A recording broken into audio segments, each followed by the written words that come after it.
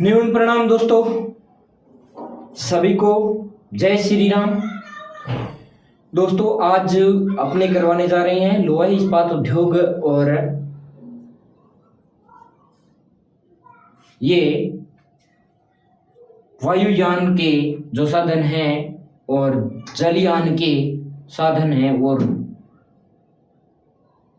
Rail संबंधी जो उद्योग है उनके बारे में आज मैं आपको जानकारी दूंगा। और इससे पहले एक शायरी हो जाए। ख्वाब भले ही टूटते रहें, ख्वाब भले ही टूटते रहें, मगर हौसले जिंदा रहने जरूरी है, जिंदा रखने जरूरी है। ख्वाब भले ही टूट जाएं, हौसले जिंदा रखना जरूरी है। हौसला अपना ऐसा रखो जहां मुश्किलों को भी शर्मिंदा होना पड़े।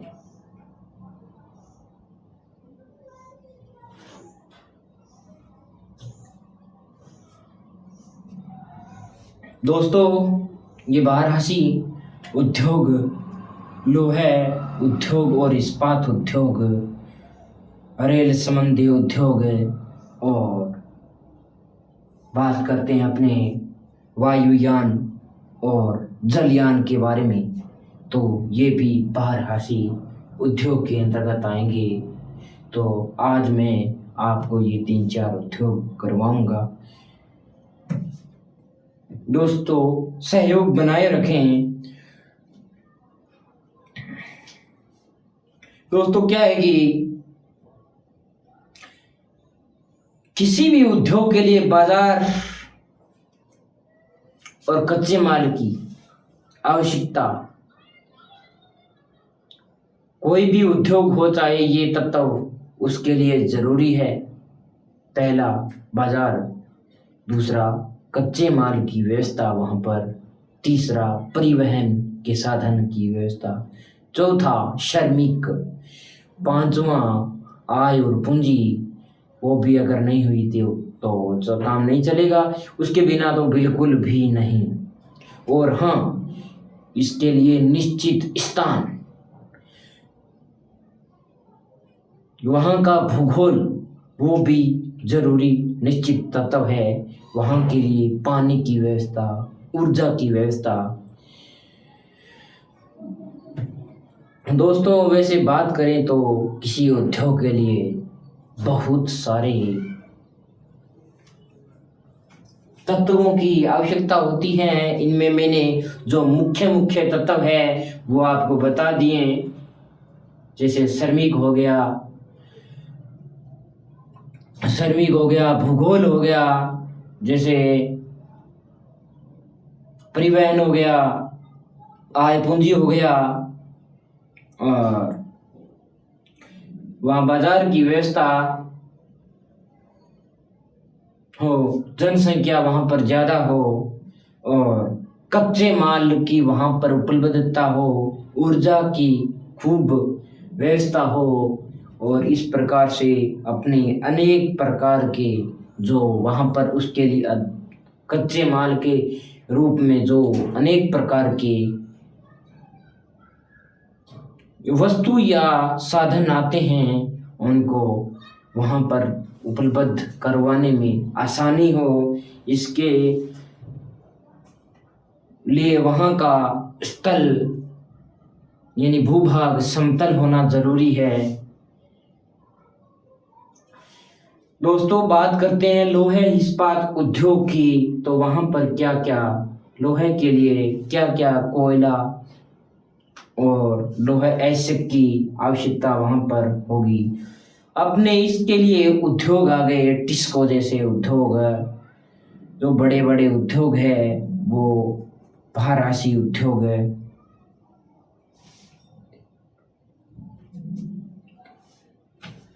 इस लोहे उद्योग में बारहसी उद्योग वो आएंगे जिनमें, चाहे लोहे की बात कर लेते हैं, चाहे कोई भी यानी धात्विक, जो भी धात्विक तत्वों पर जो भी आधारित उद्योग होगा उसके लिए बहुत ही महत्वपूर्ण रखता है कि वो बाहर हासिल होगा।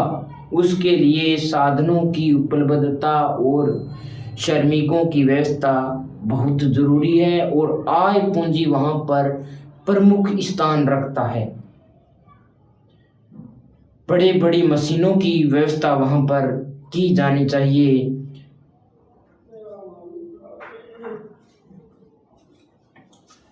ये वेबर का सिद्धांत दिया हुआ है, पाइथागोरस प्रमेय जो गणित का एक सूत्र है उसके हिसाब से अगर बात करें तो वो वेबर का जो सिद्धांत है वो काम आएगा।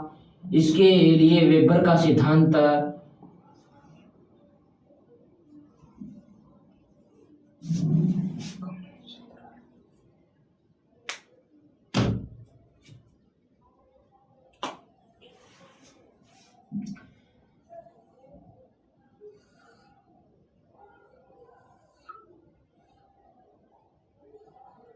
बाजार कोयला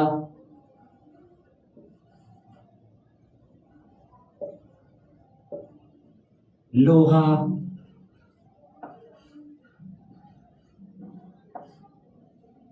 वेबर के नियम के अनुसार लोहे इस्पात उद्योग के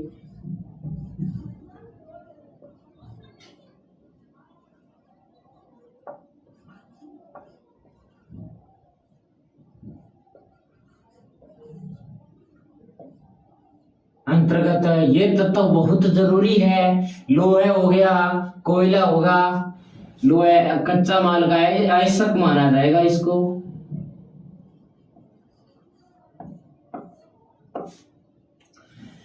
लोहा आवश्यक हो गया, कोयला हो गया, और ये कहां कहां पर है? टिस्को प्रथम कारखाना देश का नंबर 1 जो माना जाता है, जो वेबर के सिद्धांत पर सबसे ज्यादा कार्य करने वाला जो उद्योग है वो टिस्को उद्योग है। और इसके लिए बहुत ही उपलब्ध सुनिश्चित तरीके से इस उद्योग की व्यवस्था की गई है। ये उद्योग बहुत ही अच्छी जगह पर बनाया गया है। इसके लिए दो बाजार यहाँ पर बहुत ही मायने रखते हैं, मतलब जो अपना महत्वपूर्ण स्थान रखते हैं। सिंहभूम और झरिया। सिंहभूम में लोहे आवश्यक आएगा। सिंहभूम पर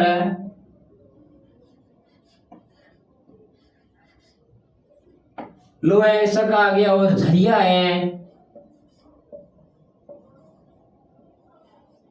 यहां पर कोयला उत्पादित होता है। दोस्तों याद रखना, सिंहभूम और झरिया ये उद्योगों में भी आ जाएंगे।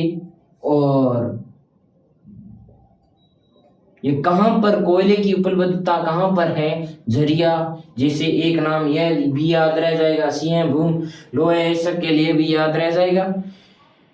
टिस्को ये जो उद्योग स्थापित किया है बीच में, ये टिस्को उद्योग है। ऊपर बाजार की व्यवस्था की गई है। बाजार कौन से बाजार के अंदर इसको बेचा जाता है? ये कोलकाता है,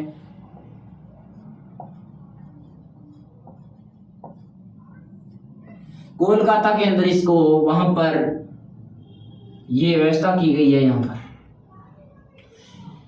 अगर थोड़ी सी बात कर अलग की जाए तो दोस्तों ये प्रकार है, ये बहुत ही सुनिश्चित तरीके का है।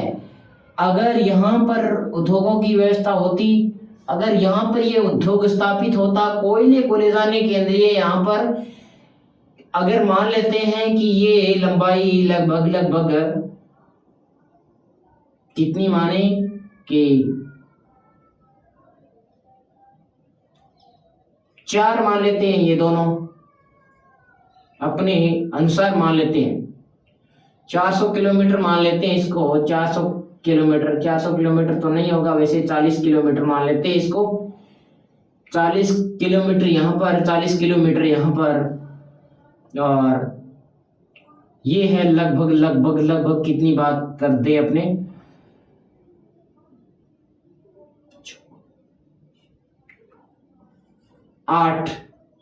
80 किलोमीटर ये लंबाई है इसकी। 60 किलोमीटर मान लेते हैं इसको।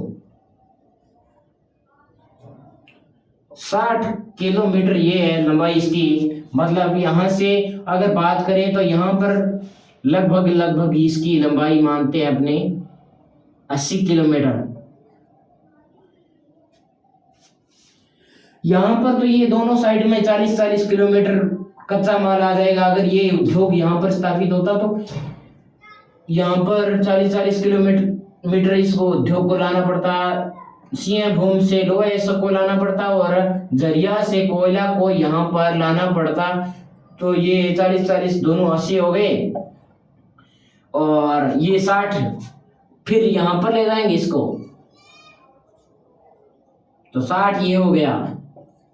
कितना हो गया दोस्तों? ये 60 और 80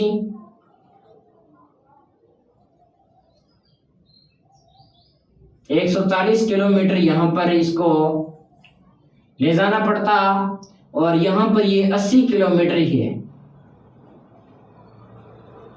80 किलोमीटर नहीं दोस्तों, इसको ज्यादा मान लेते हैं थोड़ा सा अपना, और क्या है 120 किलोमीटर मान लेते हैं तो भी ये कम पड़ेगा। ये यहाँ पर पाइथागोरस प्रमेय का सूत्र या कह दें कि वेबर का सिद्धांत कार्य करेगा। वेबर ने ये व्यवस्था बहुत ही सुंदर तरीके से बनाई है जो कि डिस्को कारखाना के अंदर व्यवस्थित की गई है। ये कारताई नदी के किनारे है, यहाँ पर इसका कारताई नदी का जल मिलता है। यहाँ पर एक नदी यहाँ से निकलती है इस कारखाने के अंदर से, दूसरी नदी यहाँ पर आती है, ये कारताई नदी है।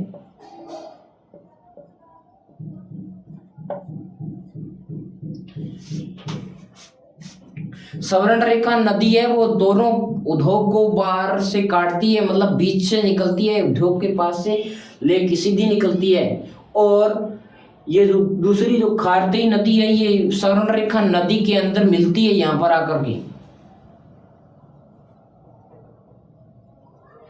लोहे इस्पात उद्योग एक भारराशि उद्योग है और भारराशि उद्योग एक वह उद्योग होता है जिसमें कच्चे माल की तुलना में अंतिम उत्पाद का भार अत्यंत कम होता है। ये देखो दोस्तों, क्योंकि ये यहाँ पर अगर मतलब ये 80 किलो 40 किलो ये यहाँ से मतलब लेकर आता है भार, 40-60 100 किलो मान लो, 100 किलो भार यहाँ पर लाया जाता है, 100 किलो यहाँ से लाया जाता है, मतलब 200 केजी हो गया। 200 केजी में से अपनी बात करते हैं तो लगभग 40-50 किलो ये ताजा जो मतलब व्यवस्थित माल है ये 40 केजी निकल जाएगा,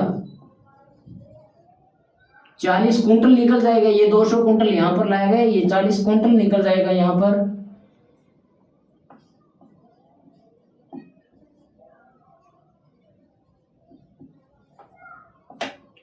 क्विंटल यहाँ पर निकल जाएगा।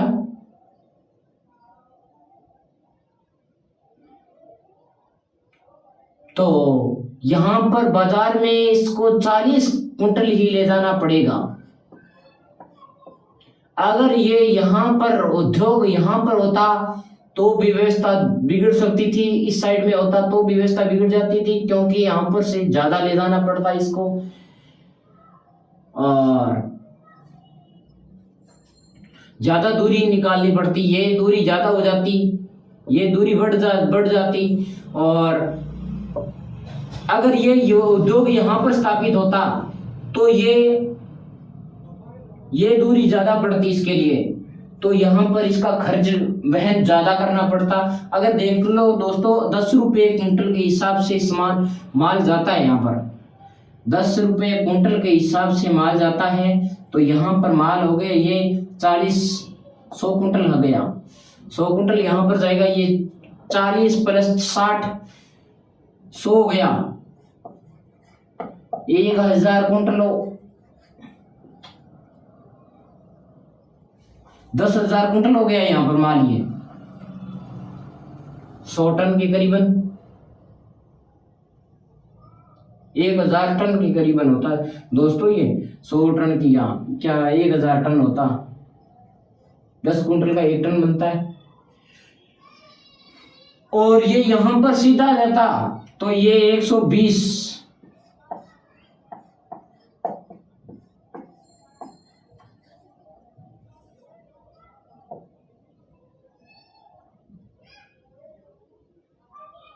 नहीं नहीं नहीं नहीं नहीं नहीं, ये ऐसे नहीं होगा दोस्तों, ये यहाँ पर दूरी कम है दोस्तों, 80 किलोमीटर कर देते हैं, 80 किलोमीटर है इस उद्योग की, मान लेते हैं कि वैसे तो उसकी दूरी दी हुई नहीं है, अनुमानित नहीं है, लेकिन अपने अनुमान लगा लेते हैं कि ये जो वेबर का सिद्धांत है ये गलत नहीं हो सकता, तो इस कारण से अपने क्या करते हैं कि इसको 80 किलोमीटर मान लेते हैं। 80 किलोमीटर से बात करेंगे तो ये 800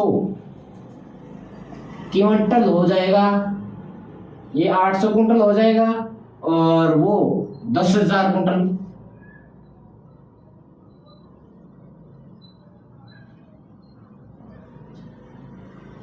10,000 कुंटल हो गया, ये 8,000 कुंटल हो गया, क्या होगा 800, ये 10,000 कुंटल बन रहा है यहाँ पर, सॉरी 10 रुपए है यहाँ पर, मैं ये एकदम ऐसा कैसे हो सकता है,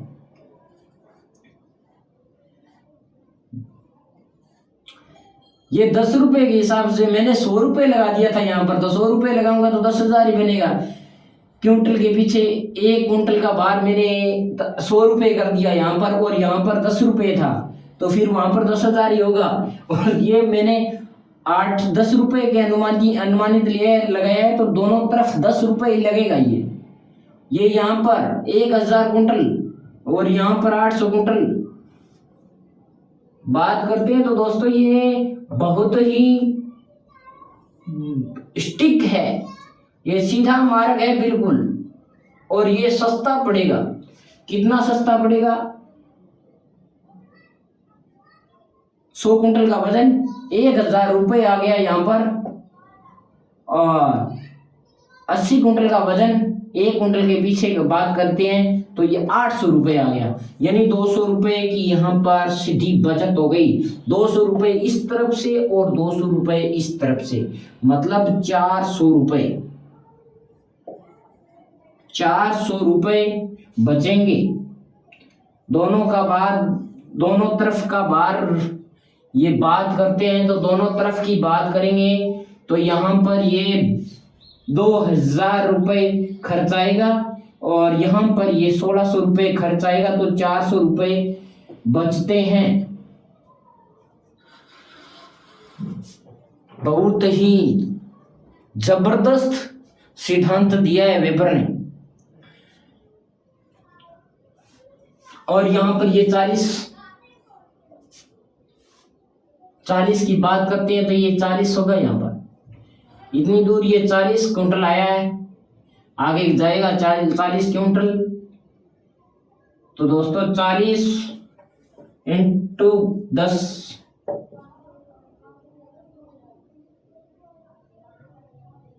400 रुपये का यहाँ पर खर्च आया है, यहाँ पर तो ये यहाँ पर ही पहुंचता, इस तरफ से अगर होकर के जाता तो यहाँ पर ये पहुंचने में 2,000 रुपये लग जाते, और यहाँ पर सीधा पहुंचा है 1,600 रुपये लग गए, और ये दूरी और होती तो यहाँ पर 2,400 रुपये आते, मतलब 400 रुपये का सीधा बचत खाता उद्योग के अंतर्गत गया है, उद्योग की खपत जो होगी उसमें ये मल्टीपल हो जाएगा, अत्यंत कम होता है। और जैसे लोहे उद्योग, एल्यूमिनियम उद्योग, चीनी उद्योग,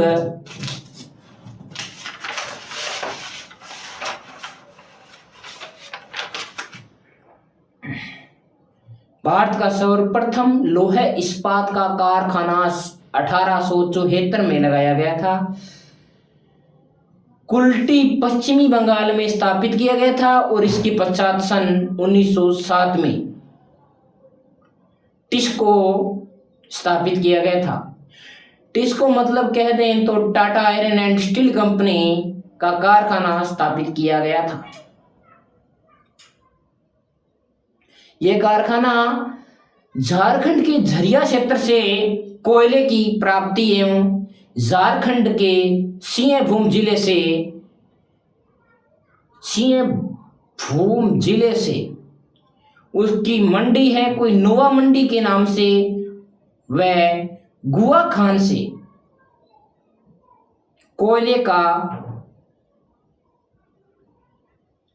से लोहे अयस्क का खनन किया जाता है, मतलब वहां से उसकी प्राप्ति की जाती है झारखंड के सिंहभूम से। मैंने बताया था ना, झारखंड का सिंहभूम, जहां पर लोहे अयस्क लिखा हुआ है मेरा, और नोवा मंडी है उसके पास में, मतलब सिंहभूम के पास में। यह कारखाना सवर्ण रेखा व खारतेई नदियों के किनारे स्थित है। सवर्ण रेखा उद्योग को पार करती है बीच में से, ये मैंने बताया यहाँ पर ये सवर्ण रेखा नदी है वो पार करती है, यहाँ पर ये खारतेई नदी यहाँ पर आकर के मिलती है, इसके अंदर यहाँ पर मिलती है, तो किनारा बना लिया, मतलब लगभग संगम के पास में बना हुआ है खारतेई और सवर्ण रेखा नदी जहां पर मिलती है वहां पर। यह कारखाना जर्मनी देश के विचारक वेबर के औद्योगिक अवस्थापन सिद्धांत की पुष्टि करता है। मैंने कम से कम 20 बार बता दिया कि ये वेबर के औद्योगिक अवस्थापन सिद्धांत की पुष्टि करता है, नॉट वेबर का औद्योगिक अवस्थापन सिद्धांत इंस्टीट्यूट कौन सा ये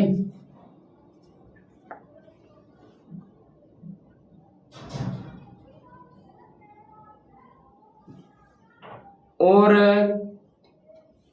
अवस्थापन सिद्धांत उद्योग की स्थापना हेतु 3 बातें ध्यान में रखने योग्य है। ये तो यही हो गया औद्योगिक अवस्थापन सिद्धांत। अलग जगह लिखा हुआ है कुछ,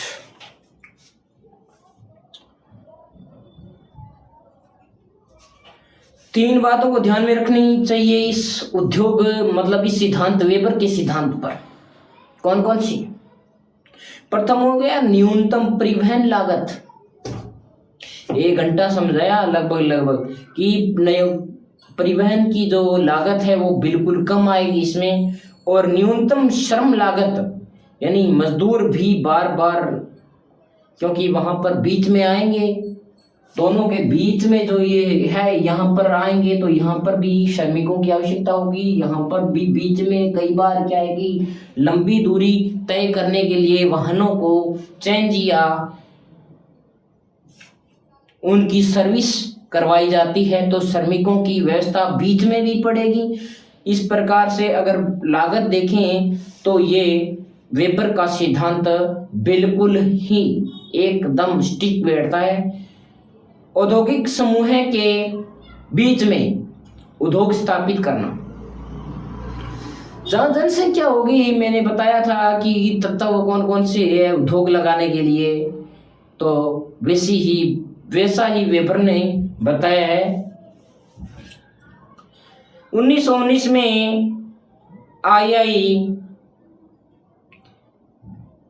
IISCO मतलब कौन सा? Indian iron and steel company की स्थापना की गई थी। कौन सा उद्योग है? IISCO, IISCO, Indian iron and steel company की स्थापना। 3 कारखानों को मिलाकर स्थापित इस कंपनी को किया गया है। इसके अंतर्गत 3 प्रमुख कारखाने आते हैं। वो कहाँ कहाँ पर है दोस्तों, अपने बात कर लेते हैं इनके बारे में भी।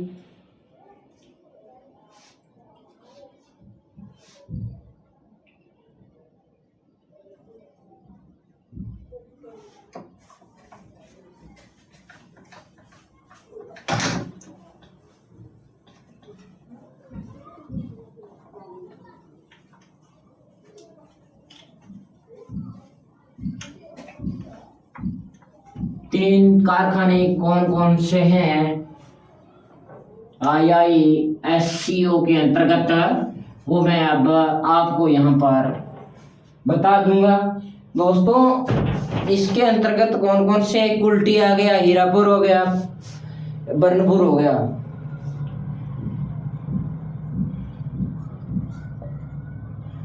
कुल्टी कारखाना हो गया, हीरापुर हो गया,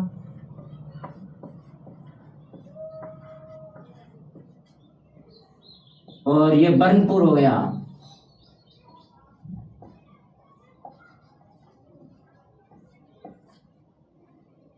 तीन कारखाने IISCO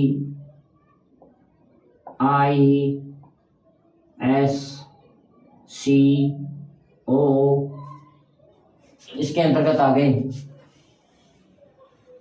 यानी कच्चे माल का निर्माण करवाएगा पहले तो।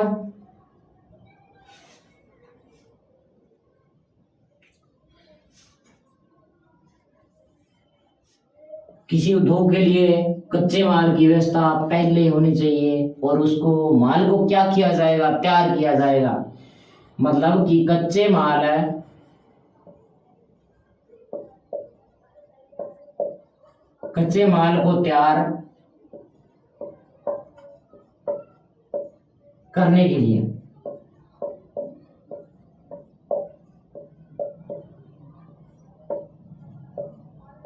इस उद्योग की स्थापना की गई है। और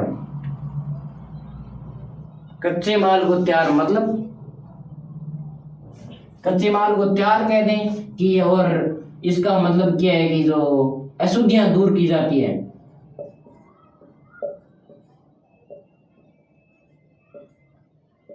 अशुद्धियां दूर करने के लिए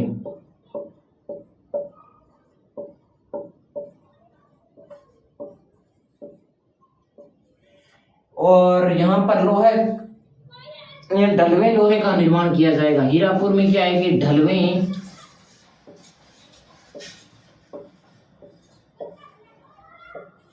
लोहे का निर्माण।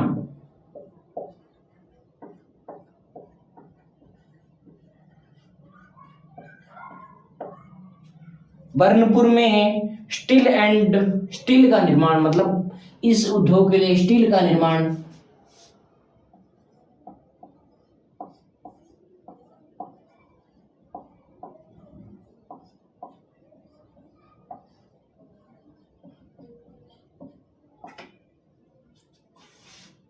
बर्नपुर में किया जाएगा। कहां कहां पे है बात करते हैं तो सीधा ये पश्चिमी बंगाल के अंदर स्थापित है। ये तीनों इकाइयां इसकी जो है ये पश्चिमी बंगाल के अंदर है। पश्चिमी बंगाल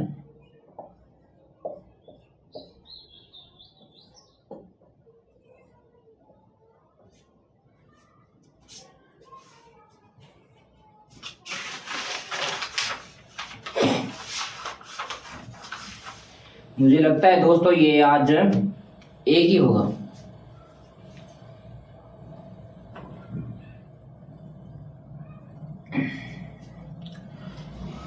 मतलब ये जो कारखाना है IISCO यह कारखाना विशेषज्ञीकरण के मतलब स्पेशलाइजेशन के आधार पर विशेष की मतलब विशेष के रूप में विशेष आवश्यकता इसकी लेते हैं कि आधारित है, भारत का प्रमुख कारखाना है। मतलब ये अपनी भूमिका है वो विशेष निभाता है, इसका यही होगा ये विशेष स्पेशलाइजेशन के आधार पर है, यानी स्पेशल है, ये दूसरे उद्योग है उनसे अलग है। इसमें तीनों ही मतलब क्या है कि इकाइयां पश्चिमी बंगाल में स्थित है और ना ही तो ज्यादा दूर है और ना ही ज्यादा पास में है। 1923 में Visvesvaraya iron and steel company, Visvesvaraya कौन सी आ गई, अब बात करते हैं कि दोस्तों ये है, दिखाई दे रहा होगा,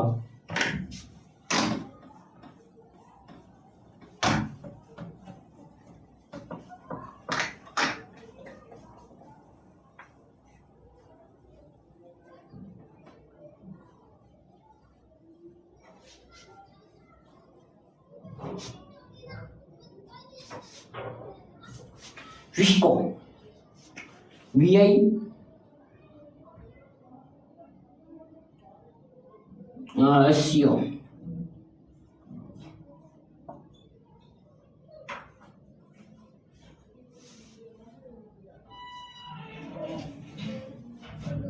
सॉरी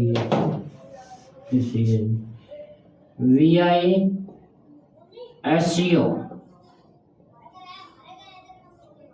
ये कारखाना लोहे इस्पात उद्योग का कारखाना है और ये कारखाना Visvesvaraya and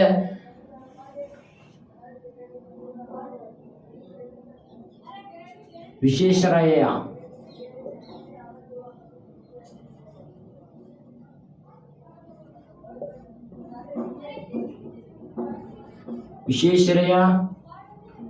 and steel Visvesvaraya and steel company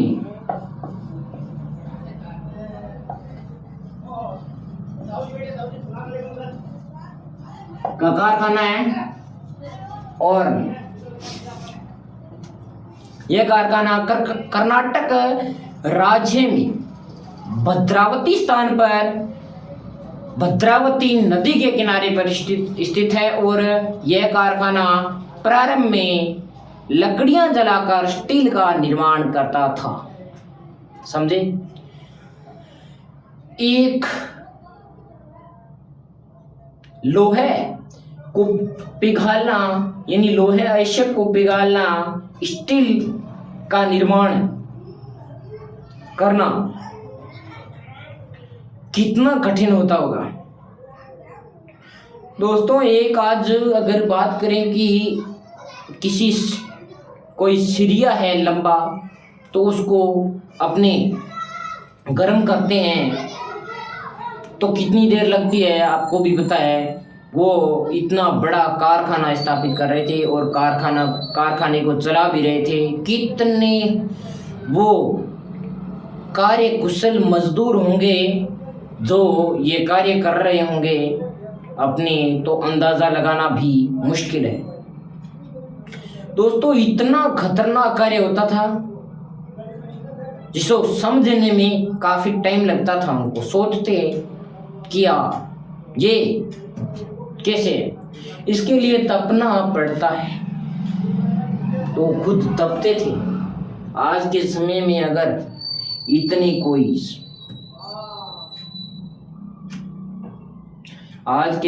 इतनी सफलता पाने के लिए कोई मेहनत कर लें तो फिर देखना कैसे चार चांद लगते हैं।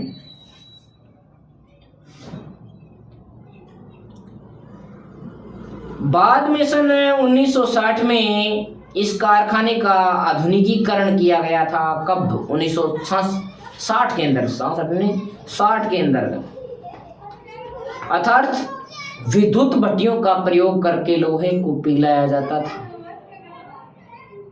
विद्युत भट्टियां स्थापित हो गई 1960 में और वहां पर वो उद्योग है वो बड़ी ही सुलभ तरीके से चलने लगे।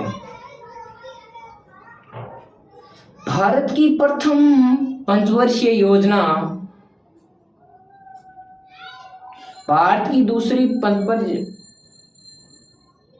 कमेंट के जरिए बताइए भारत की पंचवर्षीय योजना कब शुरू हुई थी? दूसरी पंचवर्षीय योजना 1956 से लेकर के 1961 तक थी। तो दूसरी पंचवर्षीय योजना का समय है वो 1956 से लेकर 1961 तक है। जो इसमें 3 लोहे इस्पात उद्योग स्थापित किए गए थे, जिनका प्रमुख उद्देश्य था पिछड़े क्षेत्रों का विकास करना।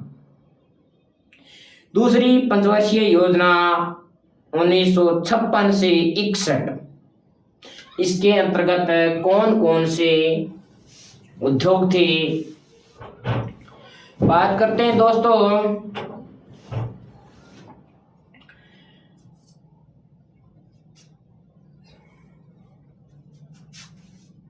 पंचवर्षीय योजना,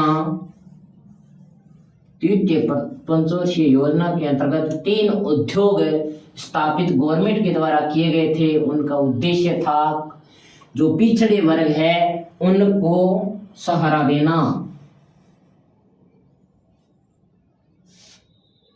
पहला राउरकेला, सही बोला, राउरकेला।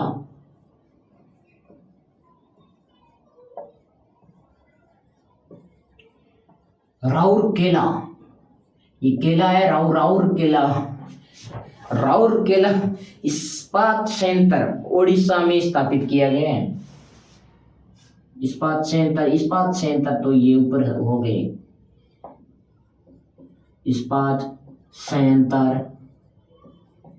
पंचवर्षीय, द्वितीय पंचवर्षीय योजना, द्वितीय पंचवर्षीय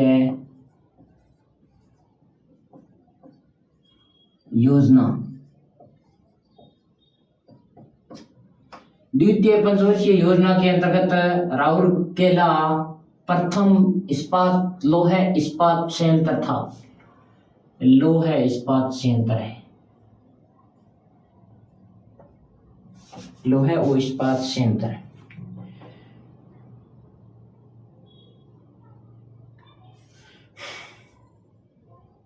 ओडिशा में था। भिलाई की बात करते हैं।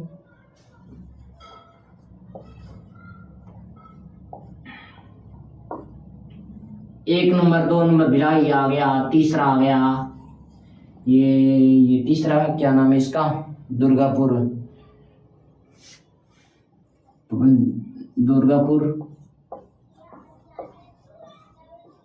लोहा इस्पात संयंत्र।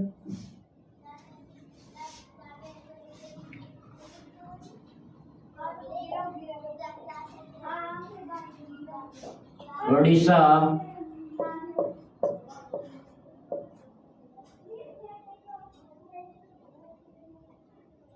छत्तीसगढ़ और बंगाल।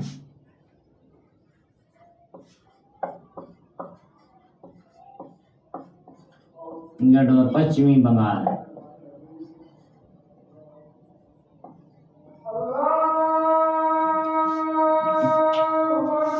दोस्तों बात करते हैं तो ये 3 उद्योग थे। इनमें जर्मनी देश, ओडिशा था, राउरकेला था, वो जर्मनी देश की क्रुप्स व डिमोग कंपनी के सहयोग से बना था। राउरकेला इस्पात संयंत्र को बादाम पहाड़ से उड़ीसा, यानी उड़ीसा से लोहा ऐसक की प्राप्ति व ओडिशा के तलचर क्षेत्र से कोयले की प्राप्ति होती थी। मतलब उड़ीसा के बादाम पहाड़ से तो क्या है कि उड़ीसा लोहे ऐसक की प्राप्ति तो होती थी, और उड़ीसा के तलचर क्षेत्र से कोयले की प्राप्ति होती थी। दोस्तों बात करते हैं भिलाई इस्पात संयंत्र के, तो ये छत्तीसगढ़ में स्थापित है और सोवियत संघ रूस के सहयोग से ये स्थापित किया गया था। दोस्तों भिलाई कारखाने को छत्तीसगढ़ की बेलाडीला और डलीराजहरा खान से लोहा ऐसक की प्राप्ति होती है। कहाँ लोहा ऐसक की प्राप्ति कहाँ से होती है? इसको बेलाडीला और डलीराजहरा वह छत्तीसगढ़ से कोरबा क्षेत्र से इसको कोयले की प्राप्ति होती है। बेलाडीला खान से भारत में उत्तम किस्म का लोहा ऐसक का खनन किया जाता है। दुर्गापुर इस्पात संयंत्र पश्चिमी बंगाल यूके देश के सहयोग से स्थापित दुर्गापुर संयंत्र को झारखंड के सिंहभूम से लोहा ऐसक की प्राप्ति व बंगाल के पश्चिमी बंगाल के रानीगंज क्षेत्र से कोयले की प्राप्ति होती है।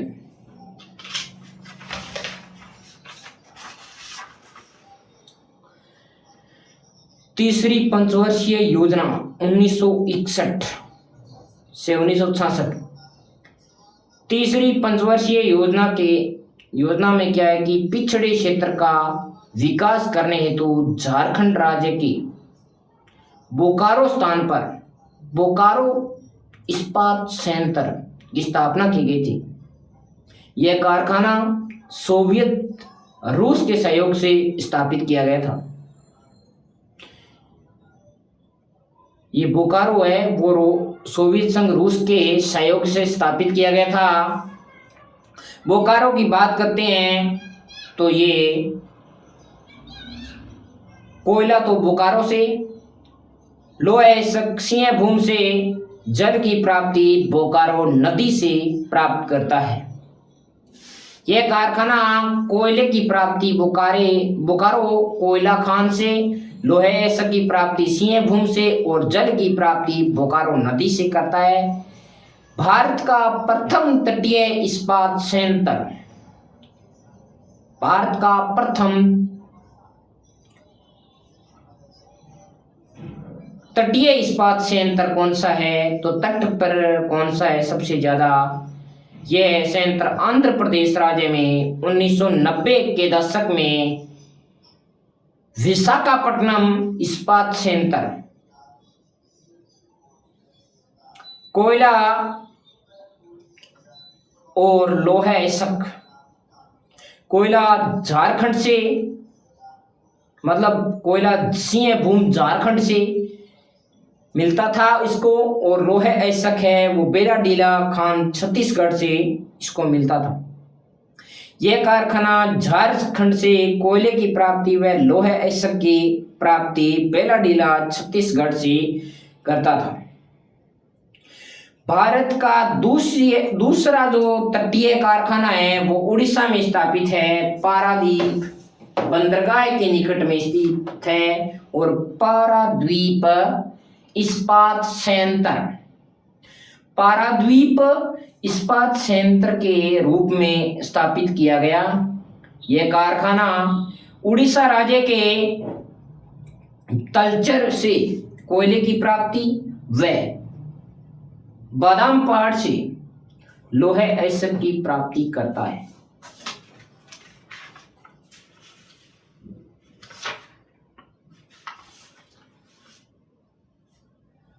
दोस्तों बात करते हैं लोहे इस्पात के अन्य कारखाने। लोहे ऐसक यानी इस्पात, लोहे इस्पात के अन्य कारखाने कहाँ कहाँ स्थापित हैं, मैं लिखा देता हूं दोस्तों ये आपको।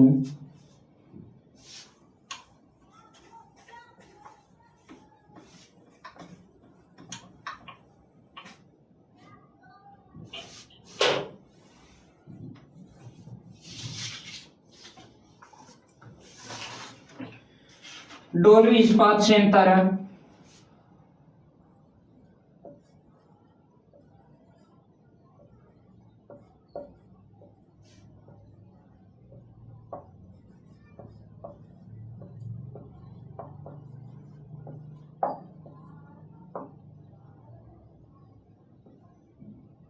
इस्पात संयंत्र रत्नागिरी महाराष्ट्र में है।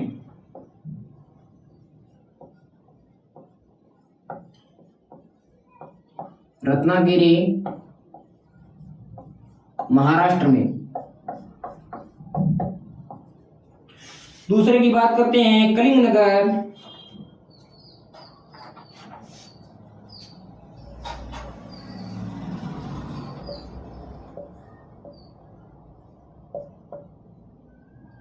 कलिंगनगर इस्पात संयंत्र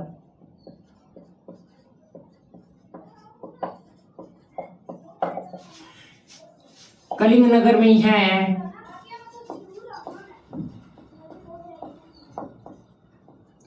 ये उड़ीसा में है। दोस्तों तीसरे की बात करते हैं, विजयनगर,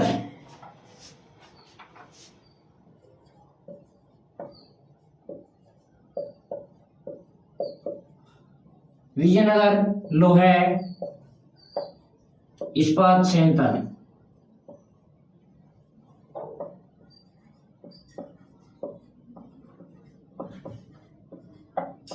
विजयनगर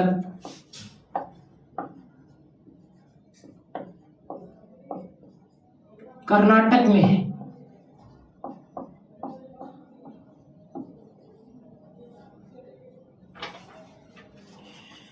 सेलम इस्पात संयंत्र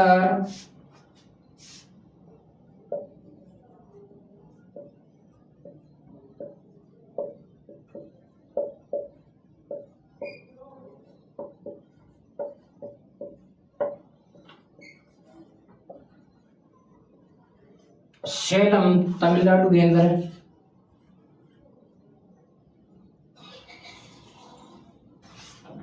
तमिलनाडु तमिलनाडु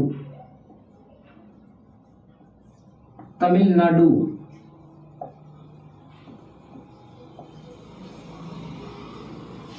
दोस्तों बात करते हैं पॉक्सो,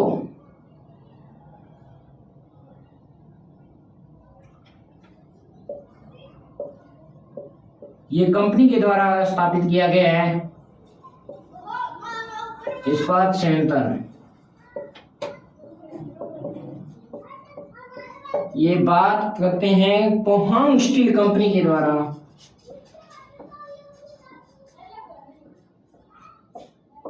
पोहांग स्टील कंपनी के द्वारा।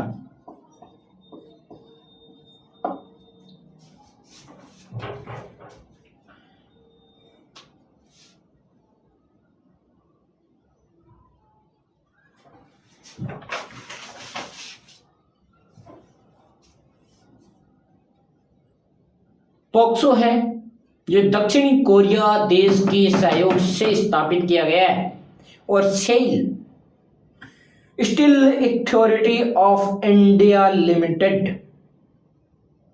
सेल का जो अर्थ है वो Steel Authority of India Limited, Steel Authority of India Limited के द्वारा यह स्थापित कारखाना सेल है। इसका संचालन करने वाली एक कंपनी ही सेल है और इसका गठन सन 1954 में किया गया था और इसका मुख्यालय है वो नई दिल्ली में स्थापित है। वर्ष 2010 में इसे महारत्न कंपनी का दर्जा दिया गया था। सेल आज भी देखते हैं अपने सेल की मोहर लगी हुई होती है। तो ये लोहा इस्पात संयंत्र बहुत ही नया ही समझो, ये 2010 के अंतर्गत बना है लगभग। तो 2010 में इसे महारत्न कंपनी का दर्जा भी मिल गया था। ये थोड़ा सा पहले चला, तो थोड़ा पहले था, 1954 में चल गया था ये, और लेकिन इसे महारत्न दर्जा था वो 2010 में दिया गया था। दोस्तों बात करते हैं अपने, ये हो गए लोहे इस्पात संयंत्र, बहुत टाइम लगाया इन्होंने। अब बात करते हैं कि जहाज निर्माण उद्योग,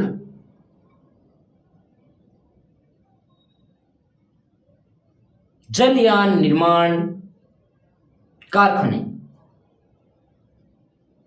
जो बनाने वाले कंपनी है, उनके बारे में मैं उद्योग मतलब कंपनी कह दो चाहे उद्योग कह दो, जो बनाते हैं उद्योग होता है, वो उद्योग का मैंने अर्थ पहले ही बता ही दिया है, बार बार बताने की कोई आवश्यकता नहीं है।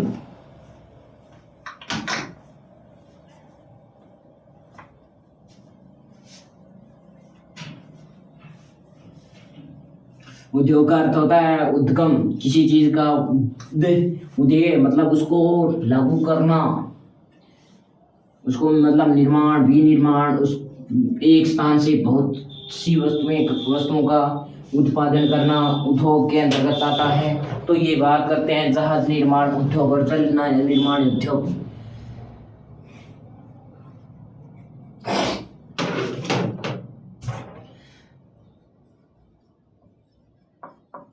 जहाज निर्माण उद्योग और जलयान निर्माण उद्योग,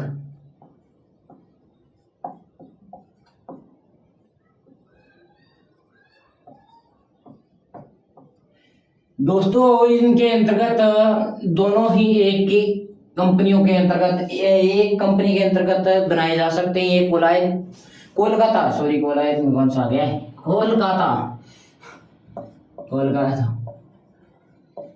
यहाँ बनाकर भी क्या करेंगे, Kolkata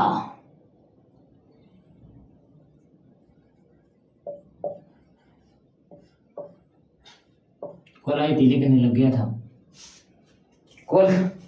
Kolkata garden rich ship limited, garden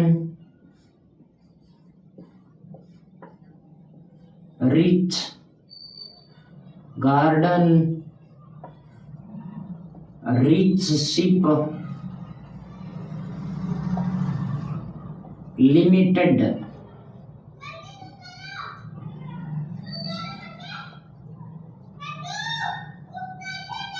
मतलब कि गवर्नमेंट से दर्जा प्राप्त हुगली डॉकयार्ड लिमिटेड, हुगली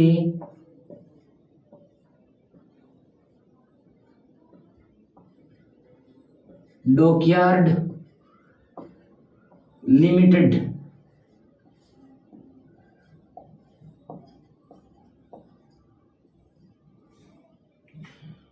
विशाखापट्टनम में पहली तो कोलकाता हो गया, दूसरा विशाखापट्टनम,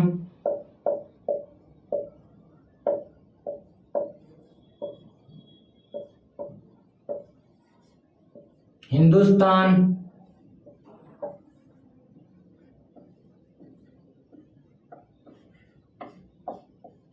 कौन सी, हिंदुस्तान लिमिटेड है क्या, हिंदुस्तान शिपयार्ड लिमिटेड है, तो शिपयार्ड लिमिटेड और लगाना पड़ेगा आगे, शिपयार्ड लिमिटेड।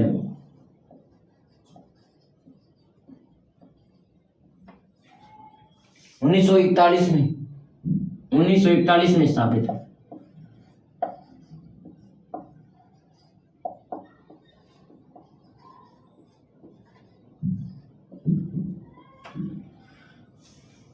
विशाखापट्टनम में हिंदुस्तान शिपयार्ड लिमिटेड, कोलकाता में गार्डन रिच शिप लिमिटेड और हुगली डॉकयार्ड लिमिटेड, ये तो कोलकाता के अंदर हो गई। कोचीन के अंदर है। अब तीसरा कोचीन आ गया।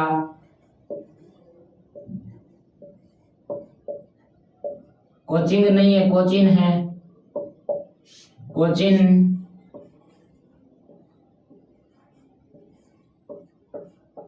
शिपयार्ड,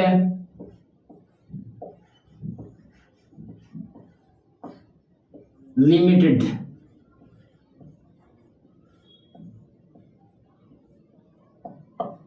क्योंकि ये शिपयार्ड लिमिटेड का अर्थ देखते ही अपने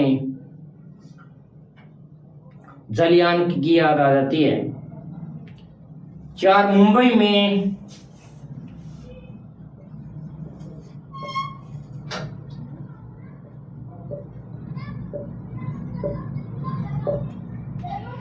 में बात करें तो मंझगांव डॉकयार्ड लिमिटेड,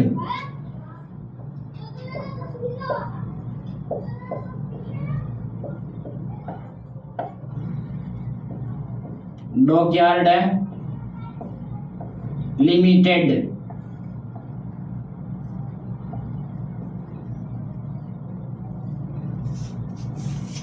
दोस्तों ये तो हो गया अपना जलयान और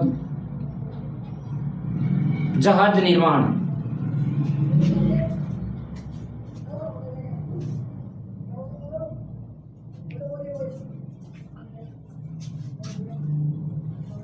अब थोड़ी सी वायुयान की बात और कर लेते हैं। वायुयान के अंतर्गत एक ही आता है। और दोस्तों आज ये 2 ही करवाए जाएंगे, 3 ही उद्योग करवाए जाएंगे।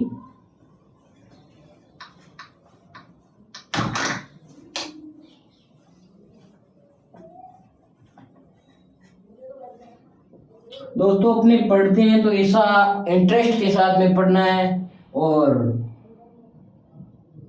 उसको मतलब याद भी बड़े इंटरेस्ट के साथ में करना है कि दूसरा कभी भूलो मत।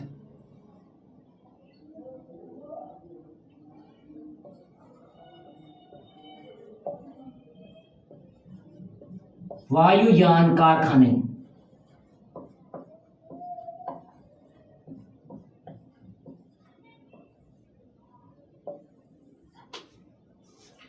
Hindustan aeronautics limited, Hindustan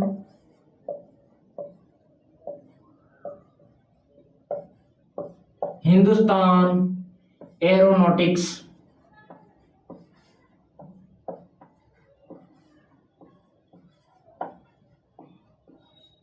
limited.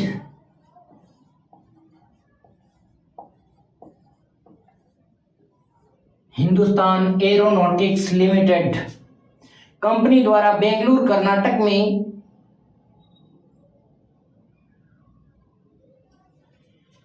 कौन सी HAL Hindustan aeronautics limited company के द्वारा मतलब इस कंपनी के द्वारा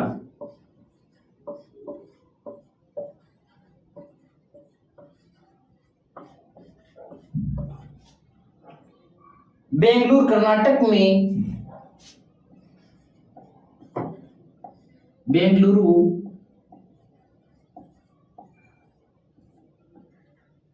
कर्नाटक में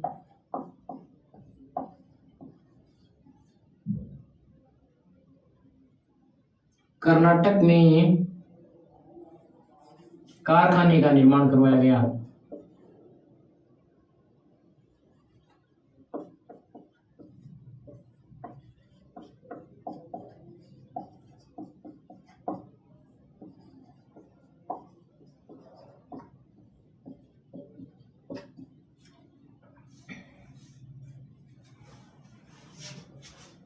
दोस्तों आज की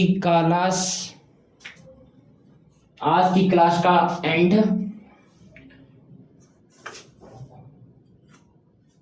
दोस्तों पुनः न्यून प्रणाम, जय श्री राम सभी को।